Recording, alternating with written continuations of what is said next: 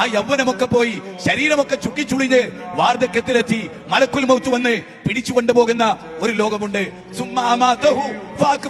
നിങ്ങൾ മരിക്കുകയും ഖബറിലെത്തുകയും ചെയ്യും. അതേ, ബാപ്പ കൂട്ടിനില്ലാത്ത, ഉമ്മ കൂട്ടിനില്ലാത്ത, ചാരച്ചിരിക്കാത്ത, സ്വകാര്യതകളില്ലാത്ത, ആരുടെയും പിന്തുണയില്ലാത്ത ഒറ്റക്ക് പള്ളിക്കാട്ടിൽ പോയി അവിടെ കിടത്തി എല്ലാ കുടുംബക്കാരും മടങ്ങിപ്പോരും.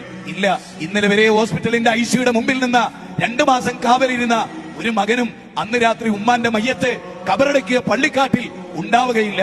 എല്ലാ പ്രാർത്ഥനകളും കഴിഞ്ഞ് മടങ്ങിപ്പോന്ന് ഉപ്പാന്റെ ഡ്രസ്സ് കാണുമ്പോ, ഉമ്മയിച്ചു വെച്ച ചെരുപ്പ് കാണുമ്പോ, ഉമ്മയിച്ചു വെച്ച പർദ്ദ കാണുമ്പോ 50 കൊല്ലം ജീവിച്ചതിന്റെ ഓർമ്മകൾ മനസ്സകത്ത് തിളച്ച് തേട്ടിയെടുക്കുമ്പോൾ ഓർക്കുക, ആ കബറിൽ അവർക്കാരാ കൂട്ട്.